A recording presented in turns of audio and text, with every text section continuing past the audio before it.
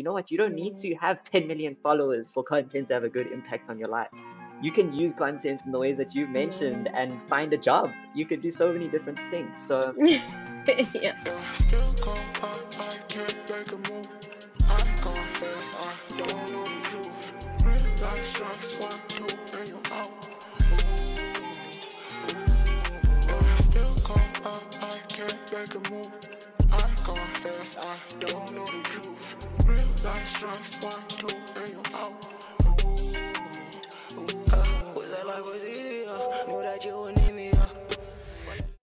I am Josh Dillon, the Creatorpreneur, and this is the Creatorpreneur Show, where we talk to the top cream of the crop content creators and entrepreneurs in the South African space.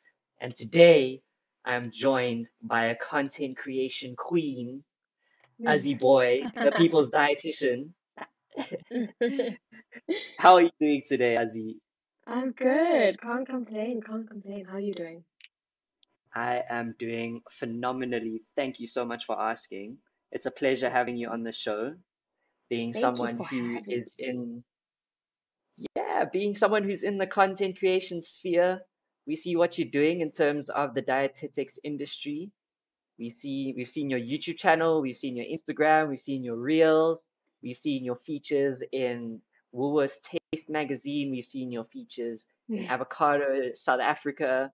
And I just wanted to say thank you so much for joining us today as we discuss how can people get these campaigns themselves? How do they start their content creation careers, and how do they manage to reach the levels of success that you've reached in such a short period of time? So it's such a pleasure having you on the show today.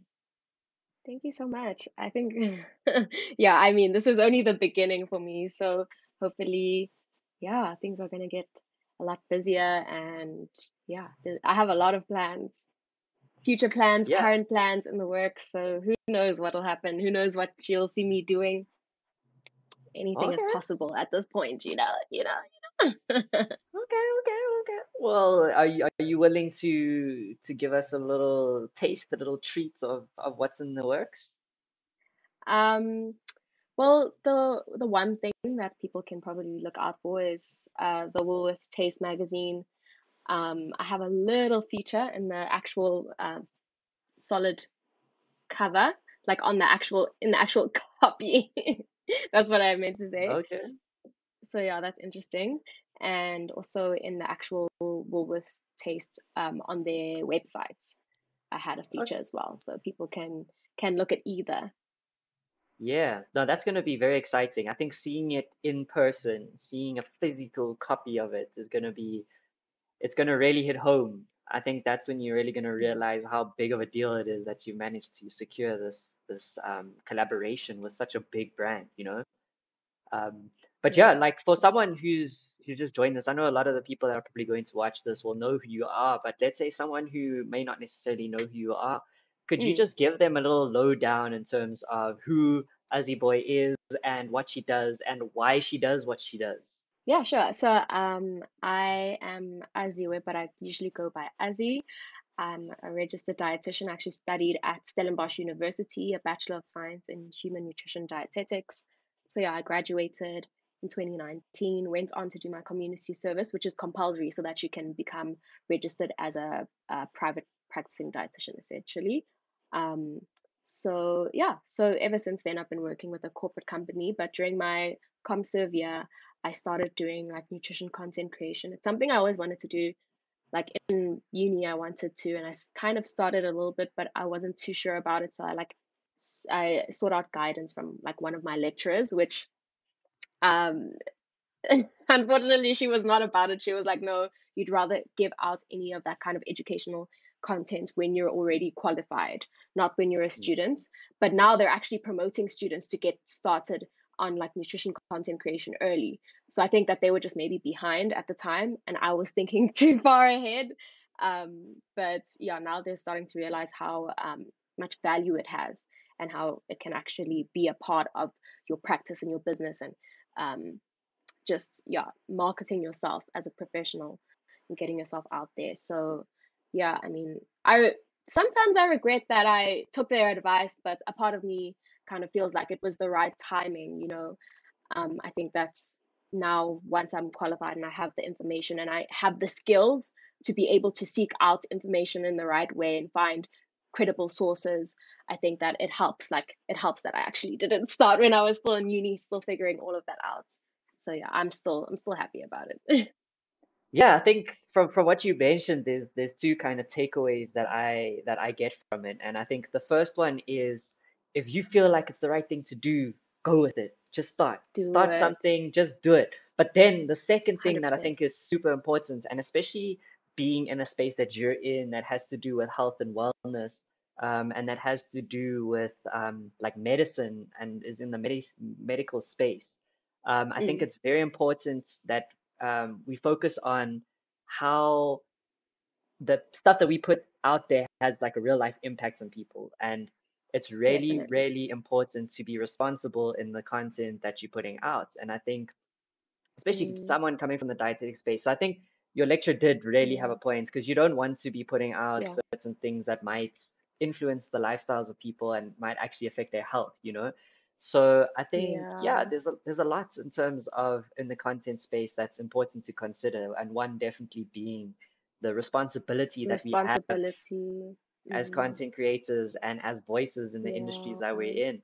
So speaking on And that, if I can yeah, add to that, actually, sorry, if I yeah, can add to that, like, I don't think people know just how regulated we are as health professionals. Like, because we're all part of the Health Professionals Council of South Africa, like, if you do anything that's unethical, like, you can get reported and you can get deregistered, like, you can have, like, be not be allowed to practice anymore. So, mm, like, that's why it's so important that, like, whenever I put stuff out, I'm always adding sources, I'm always adding disclaimers, because all those disclaimers and sources are actually, like, crucial. Because if I don't put those disclaimers and sources, then, like, if I put out misinformation, then I could even get reported for that. So that's why it's really important, like, for us health professionals. That's why we're always, like, making sure that we're always up to date with the latest information, and we're making sure everything is from credible science-based sources, because if we don't, then we can get into a lot of trouble. And it's not only with that, but of course how you practice, and the kind of information that you give always has to be up to date. And, like, if you go to a doctor and there's a malpractice that happens, like, it's the same way with the information. It's not just physically, but, like, what you're saying and how you're mm, interacting on social media. So if you get gifted, you have to say gifted, you have to put disclaimers, like, everywhere, because honestly, like, if you don't, your mm. career will be over before it started. Yeah, it's super important, hey, and transparency as well. I think there's a lot of creators out there Mm, that are doing promoted content, but they're not necessarily letting people know that this is promoted content. And I think it's very important that we yeah. do let people know that, because if I'm going to give you a recommendation that's out of my experience, that I actually genuinely enjoyed the product, then that's very different to something where, as if I was to give you a recommendation based on the fact that I'm getting paid to promote a product, you know? So I think it's very important to be open Mm, and to disclose these kind of things. And yeah, yeah. like I just want to say, like, your content creation journey has, I've been watching it from the sidelines, and I'm very glad that we've got the opportunity to collaborate on a few campaigns, specifically the Avocado South Africa campaign, because we've been talking about it for so long. And I Oh, know, like, yes. so long. So like everyone watching, Ozzy and I went to school together, so we've known each other since we were tiny little teeny tots in primary school. So so Preschool even. yeah, preschool even. And we, not to say that we were talking about content then, but I think content has always been a part Mm, of our growth and our developments. I mean, from throughout school, we were always creating different things, whether it be for assemblies, or whether it be for we used to have a thing in our mm. school called the mud fights. We used to create videos to kind of like taunt the other grades. So we've Oh always, content yeah. creation has always been a thing. But I think in terms of like our natural development, content creation has really changed, and the way that we view it and look at it has changed a lot. And I think something that you've been doing really well Mm, is you've been taking content and you've been applying it in your career. And yeah. I wanted to find out from you, what kind of impact has including content in your career had on your career, if any? it's how I got my job. Yeah. If I'm being completely honest, if I hadn't been posting regularly, I wouldn't have met half the people that I did within my profession, and I wouldn't have gotten those recommendations. I wouldn't have gotten the job I got today because how I got it was from like, it was from word of mouth, because they were really looking for someone in corporate, someone who can, be in wellness and wellness days, and someone who's young. And yeah, I got recommended by one of the dietitians who's now like one of my friends. So yeah, I mean, I think just I think it shows how important putting yourself out there is now, because there's not going to be job opportunities. We live in a country where there's no job opportunities, there's no jobs. Mm. There's so many people who have, studied, and who are so like, they're so, they know their stuff. I mean, they have a career, they have a piece of paper to back it. But finding work is so tough, and there aren't enough positions in government at all, for the need that there is for dietitians. So I told myself already, I know jobs aren't guaranteed. I know that it was a bit sugar coated when I was in university. Like, whenever we spoke about jobs, it was kind of like this kind of taboo thing, like, oh, you'll be fine, you can start your practice, whatever. Mm. But then, like, having had friends who are like in other years, who told me how hard it is to get a job post ComServe, I was like, there's no way.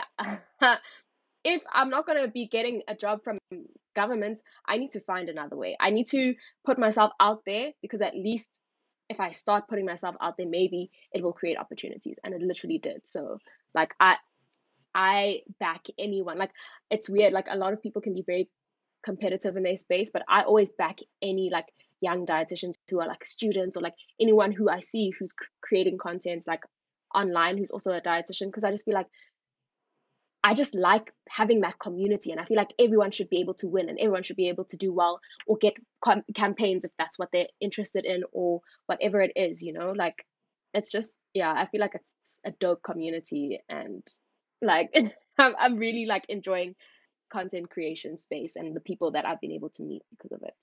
Yeah, so at JD Creations, we always talk about content that matters, right? And content that has Yeah. purpose. And I think that's something that's very important, because a lot of people, they will look at the content creation space and they'll see the influencer culture behind it. And I think they'll see a lot of people getting like free stuff and getting to go on these opportunities, going to the Maldives and all of these Oh extravagant things. yeah. And then when they think of content creation, they think of, oh no, I need to be an influencer. I need to have 10 million followers. I need to be doing this and that and this and that. Mm, And it's kind of like that. I feel like viewing it from that kind of approach misses out on a certain aspect that's very important. And that's something that you're talking about now. I mean, you mentioned a few things. You spoke about mm, networking, which was the one, making friends in your industry, meeting different people. Number two, you're mm. talking about finding a job. Your content was literally serving as a CV for you. I mean, what Yeah, literally. what better way would there be for a human resources person to find out who someone is than watching their YouTube channel, watching Mm, their Instagram, finding out what kind of personality they have, seeing what kind of things you're doing in yeah. your life. So I think it's very important to realize the power of content, and not just to kind of look at it through Definitely. these rose tinted glasses of the influencer lifestyle and all these different things that people are striving to achieve, but to also realize that, you know what, you don't need Yeah. to have 10 million followers for content to have a good impact on your life.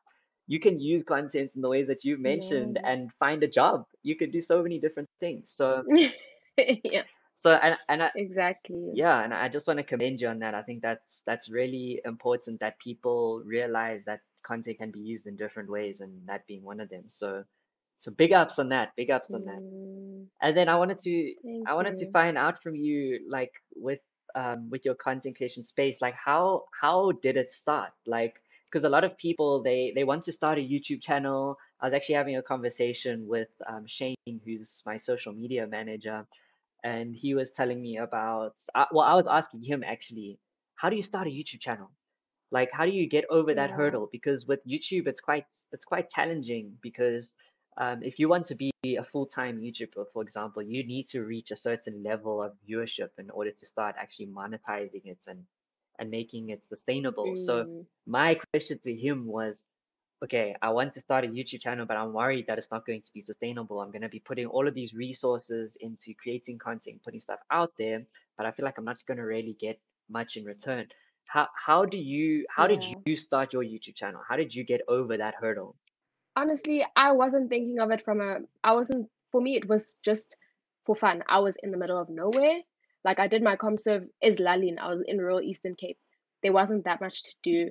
And I really felt like when I look at like YouTube and I look on YouTube and I look for a dietitian, like especially in a South African context, I couldn't find that many channels that were that active. You know what I Mm, mean? So I was like, this might be like a great platform for me to start to post on. So I just started. Like I knew that I wanted to eventually get a camera and stuff like that, but that's something that I told myself I'm gonna invest in, and I'll rather save for it and start. And I had a good friend of mine, Zoe, and she is in like the illustration kind of industry. So she did like a nice illustration intro for me, and she got someone to animate it, and like we worked on a couple of posts in the beginning, and I really enjoyed like working with her and collaborating with someone else that I know like who's in that creative industry. And I think that she, I don't know, like after doing that, like after I had the whole intro sorted, I think that's the only thing I really paid for at the beginning, when I started my channel. Otherwise I was just using what I have, and it's just about starting, because you like it's very nerve-wracking being in front of a camera when you first start doing that, mm, especially if you're someone who's not used to it and you're not comfortable around it. You're not someone who's constantly been maybe doing like Instagram and TikTok or whatever. So yeah, it's just about taking that leap of faith and starting. And when you do, it takes so much pressure off, and it's like you feel so proud of yourself for actually putting yourself out there. And yes, if I look at some of my old videos, I look so awkward, but I'm like, I'm proud of myself because I pushed through the awkwardness, and now I can grab the camera and be like this when there's like so many people around me, like staring at me, like, what the hell is this girl's doing? Like, why is she filming herself? And I'm fine, like, I'm comfortable with myself. mm, So yeah, it's really just about starting and putting yourself out there, using what you have, and then if you can, starting to invest from the get go and not looking at it for numbers. mm, Because if you go from a numbers perspective, then you can get very, very um, discouraged. Like I've been at like 2 point something K following for like over a year now. mm, And like if I had that mindset of, "Ugh, I'm not going, like I would have stopped immediately. mm. Like the only reason why I haven't been posting as much is because like things are so busy with work and stuff. But yeah, honestly, it's just about starting. I actually wanted to call you out That's on that. all. Like, when last did you post on YouTube and put some pressure on you? But then I thought to myself, you know what? Like, I'm not going to be a Yeah. part of that kind of mentality, because I know that's something that you've done in terms of your content spaces. You've shifted a lot from YouTube and you've moved a lot towards Reels. I've been seeing you've been a lot more active in terms of posting Yeah. Reels on your Instagram. And I've been seeing the impact of that too. Like, they've been Mm. reaching a lot of people. So in terms of Yeah. like your experience when it comes to creating content, what would you say are the perks of posting reels over YouTube? And why do you feel like that has aligned a lot more with your brand? Why have you moved towards reels? I think time constraints is the main thing, because I work 8 to 5.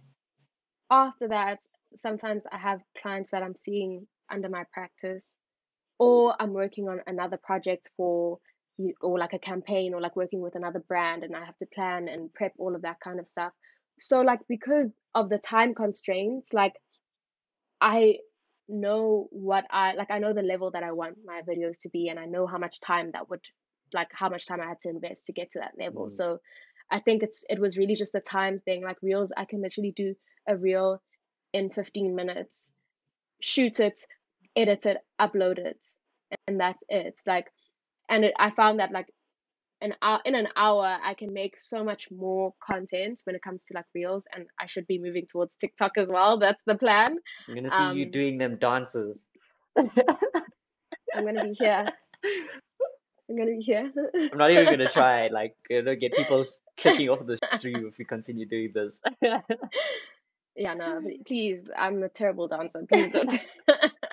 But But yeah, no, it's a lot more easier, and it's user friendly. And with YouTube, it is a lot more time. mm, And I know I do want to invest that time because I have so much content that's just sitting. I mean, I went on this writing camp with my brother. He's a producer, and like there was a bunch of artists there, and I did the food for them the whole time, and like I filmed quite a few recipes, and like I have all that content just like sitting there, and I'm like, girl, As he was happening, girl, was you have happening. like, so like what's going on? Because it's about it actually editing the stuff. Mm, So yeah, I feel like if I just sit down, give myself like one day where I just sit down and I finish those edits, because a lot of them are almost done, and some of them are actually like essentially done. I just felt like, okay, this is gonna be it because I'm posting it like 8 months mm, later. But yeah, I think it's just about doing it. But yeah, that's the thing with YouTube. You have to put a lot of time into the edit, and like if you're someone who is a perfectionist, it can sometimes mean even more time. And like you can tell, like for me, I can tell when someone like didn't really put effort into editing something, because I know how much effort it takes to edit mm. something. So like I never want to look back on a video of mine and feel like, Could have oh, done better. you didn't put you could have like edited this a little bit Mm. more. So that's why like I would rather just make sure that Yo, put that extra hours and then yeah, post. I get you. Like editing, yo, there's so much I could speak on about editing. I've got people that are constantly asking me to teach them. There's such a huge gap when it comes to editing because a lot of the content creation Yeah, process is the post-production process, which is editing. And I think a lot of people exactly. get very intimidated by the thought of editing. They'll see like the software and they'll see what it looks like and be like, I can't do that. It's too complicated. But at the end of the day, like Mm, it takes a little bit of time to learn, but once you've got the tools, you can pretty much do anything with your edits. It just comes down to a matter of time, right?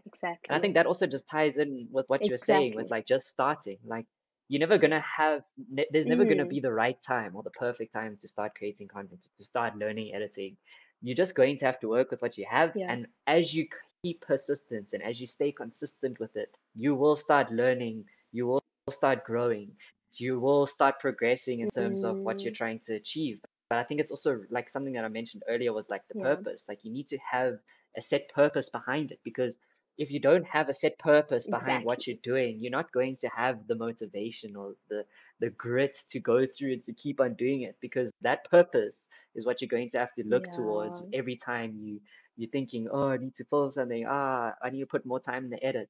You need to remember why you're doing that and what impact you're trying to make in order to be able to stay persistent with it. So, Yeah, definitely. That's so important. Like thinking of the impact you're gonna make, and like also again, I can't stress enough how important it is not to look at numbers, because mental health. like I've seen for your mental health, if you keep looking at numbers and you're like, I worked so hard on this edit and no one's seen it, like don't let numbers discourage you, because if you do that, then like you will always be unhappy and you'll always feel like your work isn't good enough, and then you'll find that the one video that you made in 5 seconds and that you barely edited anything on is the one that blows up more than the one you invested more Mm, time in. And it's like you can't control how yeah, numbers work.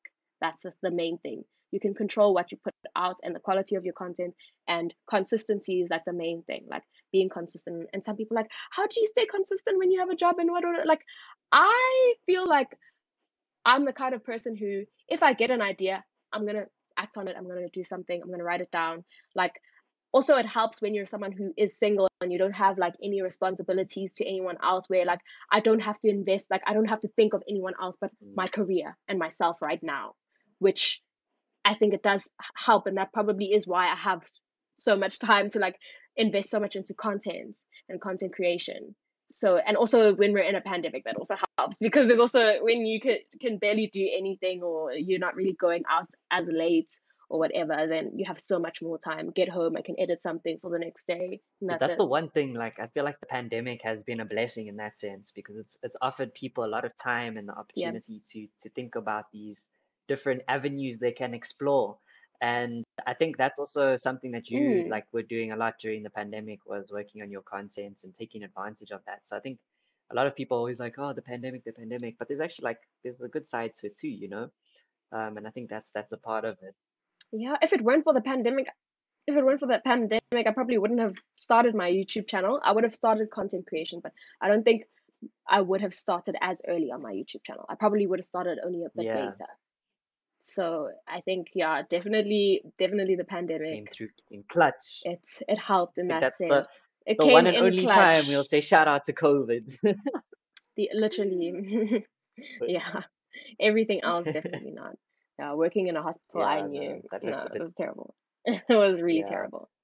So Yeah. when it comes to like your content and like a lot of the stuff that we've been talking about like in the last few minutes of this conversation have has been around sort of the mental health aspect on it of content, and I think that's something that doesn't get touched on a lot because a lot of people they think about the Mm, money and they think about the fame, but a lot of the time you see these famous YouTubers and yeah. content creators out there that are like stopping posting. They just stop posting all of a sudden, and a lot of the time the reason behind that is like the mental health Yeah. aspect of it. So in terms of like the content that you're putting Mm, out, in terms of your YouTube channel and your reels, what would you say are some of the tools or some of the key aspects that have helped you in terms of your mental health? Because I mean, one thing, another thing that's also super important when it comes to content is consistency, right?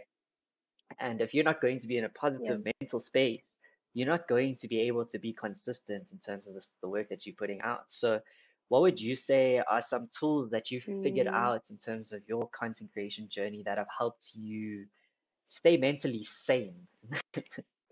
yeah, I think it's just, making time for yourself, because it's so easy to feel like, if you're especially if you're someone who's trying to be consistent, it's easy to feel like there's pressure. I know there was a time where I was actually posting too much. I think I was posting twice a day. I was posting a reel and an actual post, and like I'd be like at the dinner table, like scuffling down food so that I can try and make the next post, because I'm like, I can't not have anything to post tomorrow. Like I think, yeah, honestly, it's it's really important not to let it run your Mm, life, to prioritize. As much as everyone has different responsibilities, you still need to make time for the people in your life. You need to make time for yourself. And when you plan in advance, I think that's the thing that can help a lot. There's a lot of ways that you can schedule posts now. I think Facebook has something where you can schedule your posts, which is for free now. That, there's resources out there that can be really useful, just so that you know that you're still putting content out there, you're still being consistent the way that you'd like to, but you're not dedicating your entire life to just posting. But I think in terms of the mental health aspect, maybe for me it does help that it's not like a lifestyle kind of content space. Like, I think there is a lot of pressure on people who are trying to go into the more lifestyle of fashion or makeup, influencing or content creation, like where there's pressure to have new stuff all the time, because now I've posted in this dress, mm, I can't post again in this dress, or like, you know what I mean? Like, there's a lot of pressure in terms staying of like fresh. material things that you need to, yeah, to stay relevant. If there's I mean, Ivy Park is out now.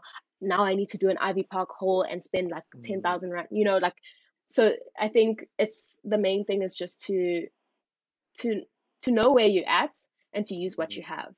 Like, if I know that I can't afford to do an Ivy Park haul, but I can do a Mr. Price haul or whatever, like, do that. Do work with what you have and work. Don't try and overextend yourself for something, just so that you can be relevant, and then you don't end up being able to make ends meet, because you still need to, you still need to eat, and your family still needs to eat at the end of the day. Can't have Ivy Park and be eating like frozen veg mixed veg. and biscuits every day. Just mix frozen veg every day.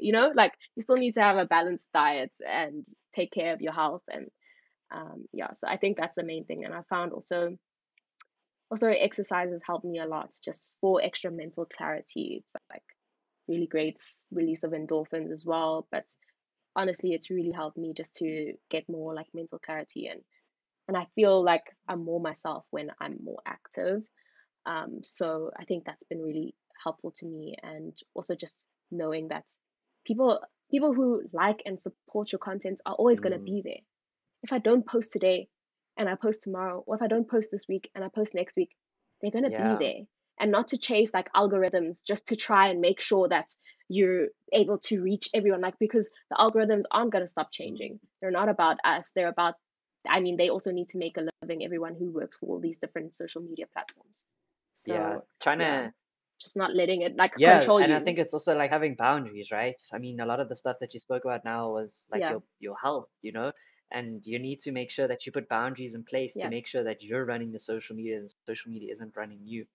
Because once you get into that spot and you're chasing these Mm, algorithms, you're not going to prioritize yourself. You're going to be prioritizing the algorithm. You're going to be prioritizing the people watching. And I think it's not sustainable to do it that way. yeah. And like we were mentioning purpose. If you're trying to chase that purpose, you need to have sustainability behind it. And a part of that is making sure you keep healthy. If you're going to Mm, sacrifice your health, your sleep, for yeah. things like content, it's going to affect your ability to continue and to stay consistent, and that's going to ultimately affect the success of your content. So prioritizing your health is Yeah. is is super important. You heard it here from the dietitian herself, the people's dietitian herself. Yeah, and I mean, if you're able to, I think there's also a lot of like NGOs that are out there where you can see a therapist for free. Like, I'm lucky enough that I can afford to like see a therapist, and that also helps me a lot. Mm. Like, I think there's a lot of misconceptions that you have to you have to have something wrong to see a therapist. Or there is something wrong Like with you you must if have you like need some that. kind of Yeah, condition. Yeah, or yeah. vice versa. Exactly, there's something wrong with you. But sometimes it's good to just be able to get that support, and it's been very helpful for my mental health. And I mean, at some stage, I I was just like, I can't believe how much this has helped. Like, I think that's why I really advocate for therapy a lot. And yeah, that's No, it has another been. thing I think that can be really useful for anyone. Yeah, especially if you're in the content creation space, because you also have people who are constantly watching what you're doing, who are constantly commenting and have an Mm. opinion on your life and on your body, and that can really get to you Oof, the sometimes. haters. I mean, some people might even attack. Some people, like, I've gotten like attacked by people because of them disagreeing with an opinion that have that's like informed by science. It's not my own opinion, it's like from research, etc., but they've taken that to heart and have written very like malicious, very like hurtful things. And like sometimes that stuff can get to you. Some people can laugh it off and they're fine, but not that's not everyone. Mm. So yeah, it happens a lot. There's so many Yo, trolls, so you have to take care of your mental health however you yeah. can. Support system as well is like definitely 100% Yeah, I very think helpful support as system well. in general in terms of life is so important, not even just in the content creation aspect, just in terms of like career and life in general. You need to have Mm, people that believe in you and that are also inspiring you through their actions. Because if you're surrounding yourself with people that are exactly. achieving and striving and that are taking the risks that are required to achieve new things and to learn new things, then you're going to be encouraged and inspired to do the Mm, same. So I think that's also like a super important thing is the people that you surround yourself. Show me your friends and I'll show you your future. I know it sounds cliche, but it's ultimately very true. So if you're someone who wants to get into the content creation space, definitely. you should go and find content creators and be around those people because those people are going to inspire you to do that.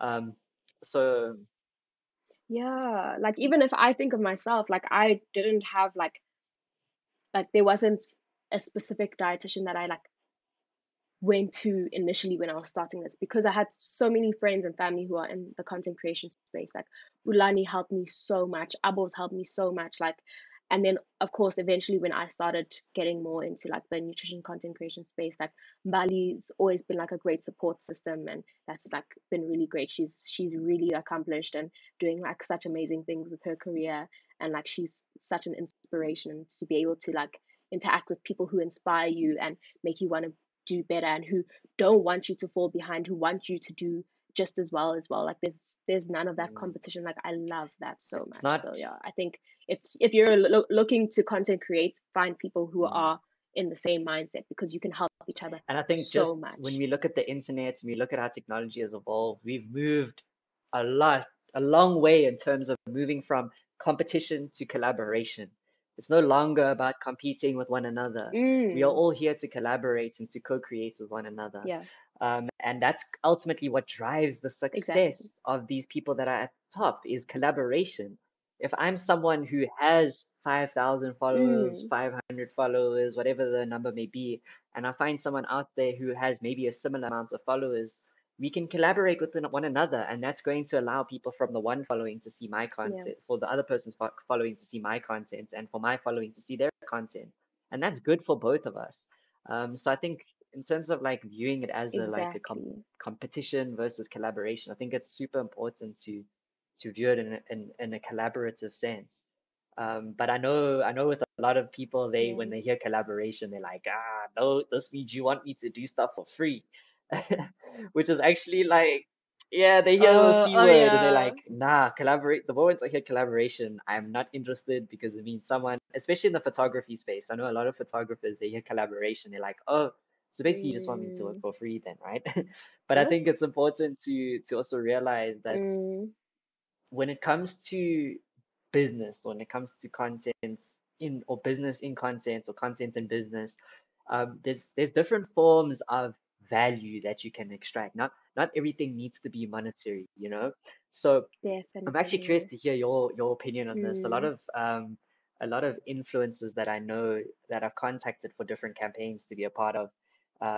When I've contacted them, they've been like heavily against trade exchange. I think it's called a trade exchange, where I will give you a portion of my yeah. product, I'll give you a free shirt, I'll give you free food, whatever it may be, and then in exchange for that, you'll create like a reel about it and maybe just share your experience of the food or the t-shirts or whatever. What is your opinion in terms of like trade exchange? Where do you stand on that? If I'm someone who owns a business and I see you on this live stream, like, hey, I really want Ozzy to create content, would it be a viable option for me to come and approach you and say, hey, I've got this product. Would you be willing to create content in exchange for the product? Or what is your opinion on that? I mean, it really just depends if my brand aligns with theirs. I think that's the main thing. Because a lot of the time, if there's a trade exchange and yeah, like it's nice products, whatever, um, but we're not like super aligned, then I'm not gonna be posting about it like hectically.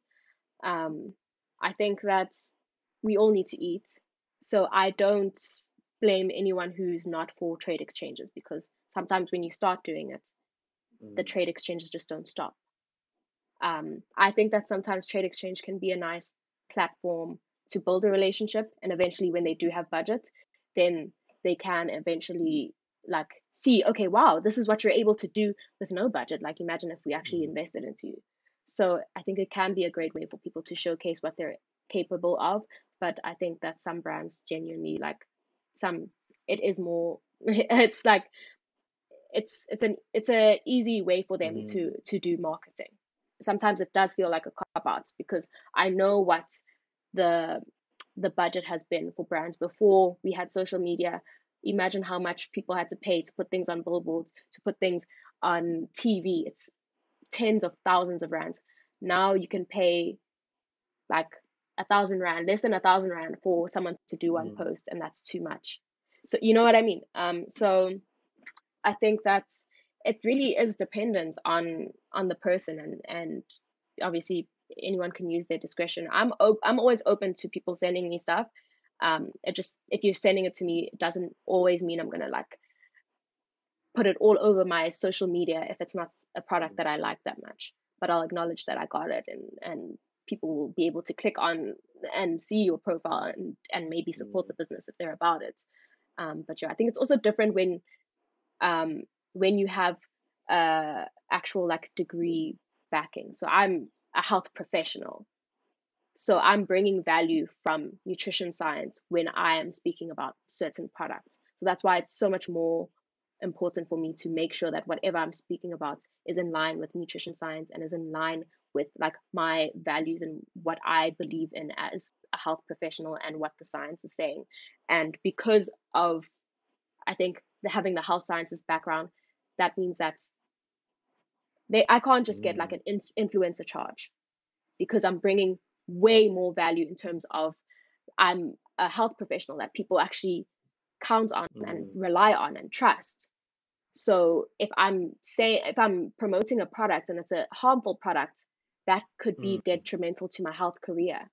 So just having that health backing is also something that makes it more tricky and makes it essentially like more important for brands to actually have to know that they're going to have to invest more when they're speaking to me versus maybe when they're speaking to an influencer who's in the same mm, bracket of like following, but yeah. you know what I mean.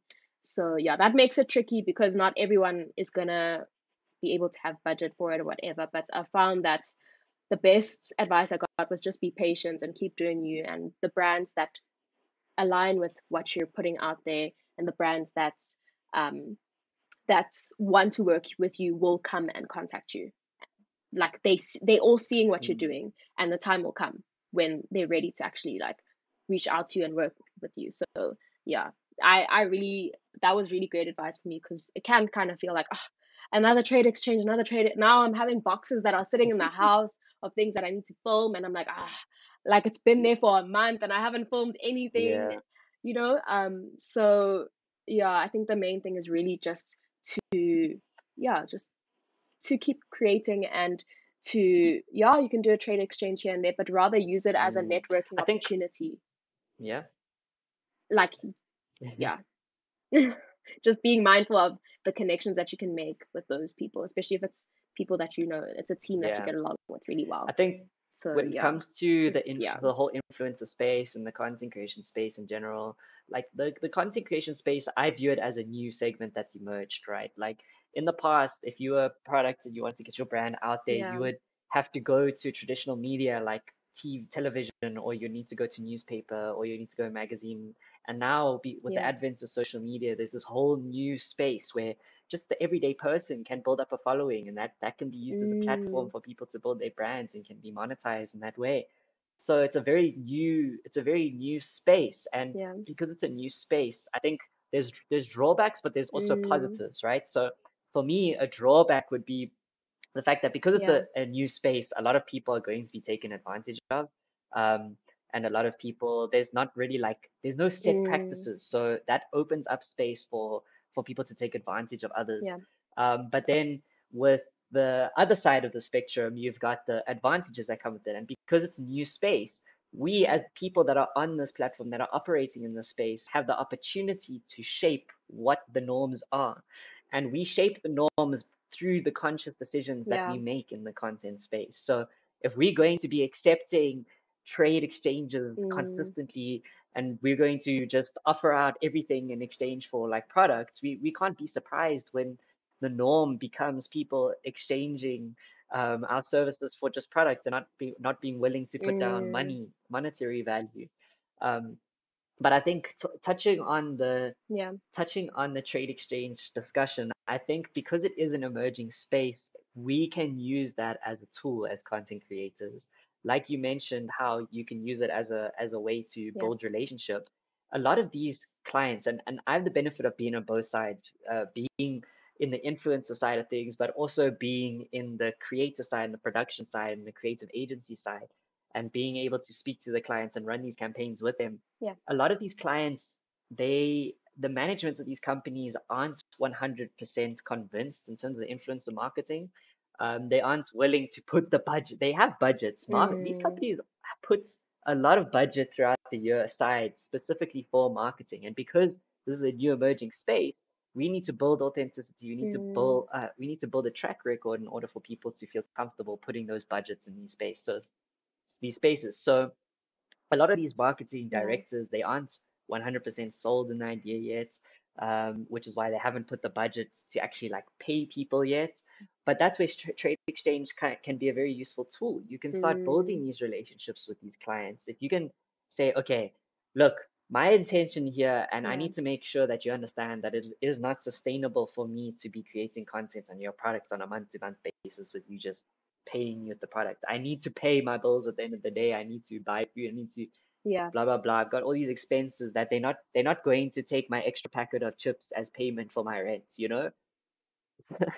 So I need to make some sort of yeah, monetary value. But I am willing to show you the value of what I do through a trade exchange on the first in the first two times that we work together so that you can understand what we do and you can understand the value and that I'm not chasing you away because you're not willing to put money. I'm willing to build a relationship, but I'm going to meet you halfway. And then I need you to meet the other halfway. Mm, And by yeah, doing and having that kind of mindset and that approach, it's going to open up a lot more opportunity for relationships to be built between the brands and the creators. Um, and that's something that we need. We need to build those yeah, relationships. We need to build that trust. And we need to understand that as creators, despite us knowing our value, a lot of the time the brand doesn't understand or know that value. So it's if we want to benefit and we want to make this a yeah. professional career, it's our job to show that value to them. And maybe that would require me doing a trade exchange with them to show them the Mm, value of how many products I can sell through this video, how many people I can get your website through that video. And if it means you need to start off with a trade exchange, view it as a exactly. tool.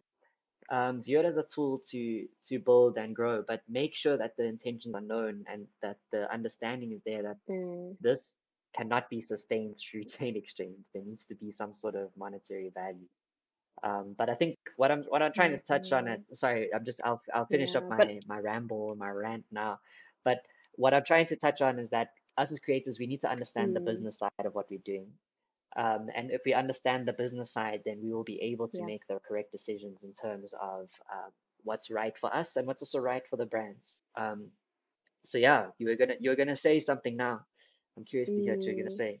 yeah, I think also, of course, yeah, trade exchange is one thing, but I think that there's always a lot of pressure when you're gifted products by brands. And I think that's also Is been it quite really a a gift? topic of discussion where it's like, if you're gifting something to me, is it really a gift? Like, if what if I'm enjoying it but I don't Mm. post about? Do I have to It's post about it?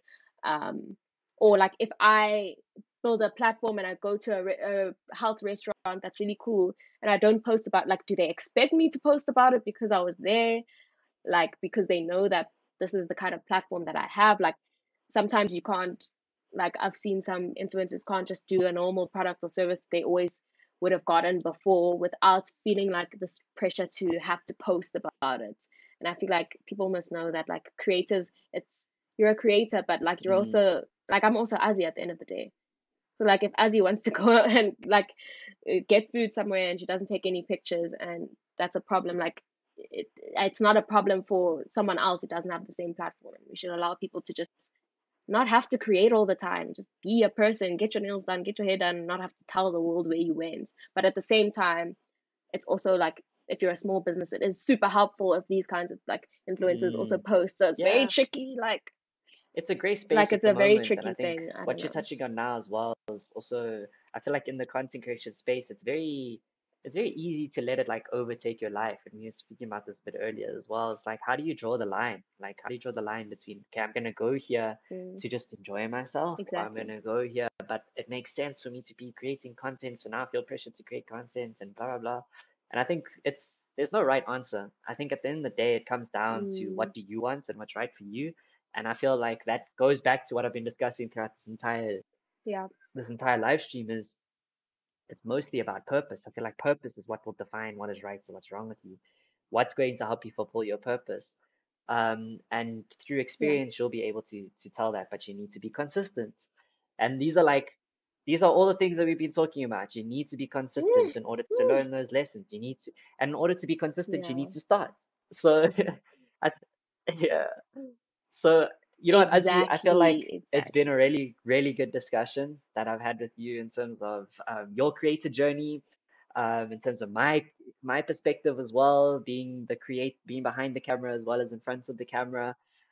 So yeah, thank you so much for Mm, joining me in this conversation. I think there's a lot more that we can touch on in the future. I mean, we opened up a can of worms in terms of the mental health space, in terms of the consistency space, in terms of the how do you land campaign space. And I'm really mm. excited to keep this consistency now that we've started, and see where it goes. So thank you so much for being a part of the beginning of the journey with me. Hmm. And are there any things that you would like to share that's happening on your sides that you would like people to go and check out or to be aware of? Yeah, so of course the Woolworths Taste Magazine, and I have with 21 Day Skip, I'm like their in-house dietitian now, so I'm gonna be posting weekly. Sorry about that. I'm going to be posting on a weekly basis on their platforms, like on their mailing list, and yeah, got some exciting things planned with them as well. A meal plan partnered with their exercise plan as well, that people can access and have like a monthly subscription to. So yeah, all Awesome. exciting stuff. Awesome. Thank you so much for everything you do in the content creation space. Thank you for sharing your tips and tricks and advice to everyone listening that would like to be where you are today.